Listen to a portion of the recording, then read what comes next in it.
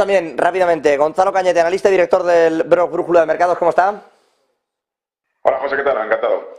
Pues bueno, viendo cómo se apaga un poquito el fuego de la banca americana, decía yo, esto es un mercado trucado. Si lo haces muy mal, te compran el bono al mismo par que lo compraste, y si lo haces muy bien, pues sacas dinero.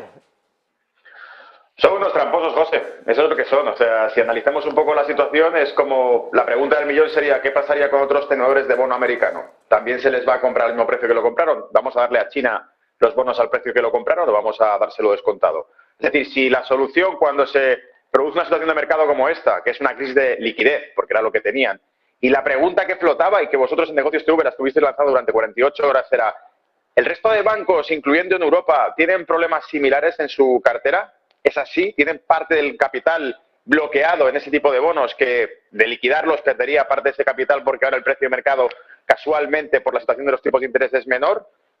Y si lo perdiesen, comprometerían su core capital, su liquidez. Esa pregunta no ha hecho falta responderla porque directamente se ha hecho trampas y punto. Se ha dicho, ¿cuál es el problema? La liquidez de esos bonos. Venderlos al precio que se compraron no es posible por las condiciones actuales de mercado. Pues no pasa nada, me invento el precio y lo compro al precio original y ya está. Por lo tanto, para mí lo que significa es que mina por completo la credibilidad del sistema financiero a nivel global. Si es que ya estaba dañado, ahora se daña más todavía porque ya no sabemos exactamente si las condiciones del mercado son las que debería determinar la oferta y la demanda o son las que en un momento dado se quiera parchear y al final lo que tenemos es un balón lleno de parches que se va soslayando. La confianza en los inversores o los mercados internacionales en este tipo de actitudes, pues lo puede poner en entredicho. Y nos lleva en una conclusión muy clara, que realmente el papel del dólar se va viendo cada vez más minimizado a nivel global. Si no lo hemos visto ya con el tema de las sanciones hacia Rusia, los mercados energéticos, lo que comentaba Marca ahora, incluso el incidente posible que tenga Taiwán, que se está rearmando por parte de Reino Unido y Estados Unidos, para ver si surge un conflicto también entre Taiwán y China, y podemos bloquear también los mercados de Europa respecto a China y vender producto americano en Europa también. ¿Por qué no? Lo consiguieron con la energía, ¿por qué no con esto? Lo que estamos viendo realmente es eso, que las reglas de mercado se pueden romper si las condiciones de mercado no van bien. Y yo opino exactamente igual que usted, José, que es una trampa, evidentemente.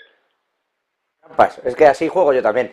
Me perdone, Gonzalo. Rápidamente una especie de doble cuestión. Inflación en Estados Unidos, ¿qué le parece el dato? Y dos, ¿y ahora qué con la Reserva Federal y el Banco Central Europeo?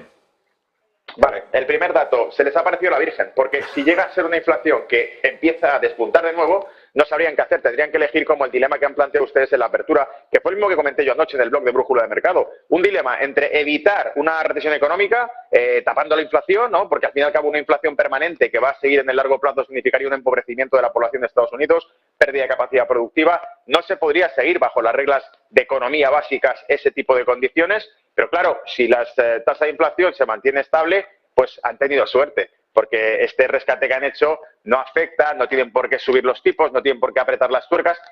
Si esa recesión se produce, también va a ser favorable a eso. Si el mercado laboral de Estados Unidos empieza a responder de forma negativa, pues bueno, ya tiene un pretexto más para suavizar las cosas, pero siempre y cuando la inflación se mantenga. Como las cosas salgan mal, como el destino les espera una inflación más elevada de lo normal, y ya sabemos que el problema, por ejemplo, energético no se solucionó, lo dijo el CEO de Shell, que el problema energético seguiría durante este mismo año.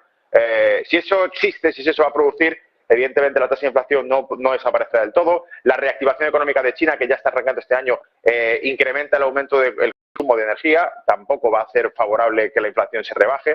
Si la inflación sigue subiendo, se van a encontrar un callejón sin salida, elegir entre producir una recesión económica apretando los tipos de interés y crear una quiebra del sistema financiero, que es lo que han estado a punto de hacer ahora mismo, o dejar que la inflación siga corriendo alegremente y romper todos los libros de economía que encuentre la Reserva Federal por el camino. En cuanto a Europa, yo creo que Europa lo tiene peor todavía, porque convencer a los alemanes o a los austriacos, que en el blog leíamos precisamente la semana pasada a uno de los consejeros del Banco Central Europeo diciendo que había que ir a por todas y subir tipos de interés 50 puntos básicos en cada una de las subidas 3 veces este año.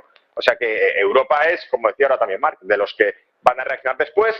Yo creo que también muy en complicidad con la Reserva Federal, es decir, la Reserva Federal toma decisiones ahora, soluciona sus problemas ahora y hace que Europa tome las decisiones después. Le dice, no, ahora no, nos toca a nosotros conseguir liquidez, conseguir aliviar los síntomas y luego ya Europa que se las apañe. Y así probablemente sea como ocurre. Europa va a seguir siendo dura en ese aspecto. Las condiciones de Europa, usted lo mencionaba ahora, van a empezar a empeorar en cuanto a los ajustes fiscales que los alemanes quieren volver a poner sobre la mesa. Así que nos espera probablemente periodos de recortes, de presión monetaria, pero también presión fiscal y desde luego nada halagüeño para la economía europea en general.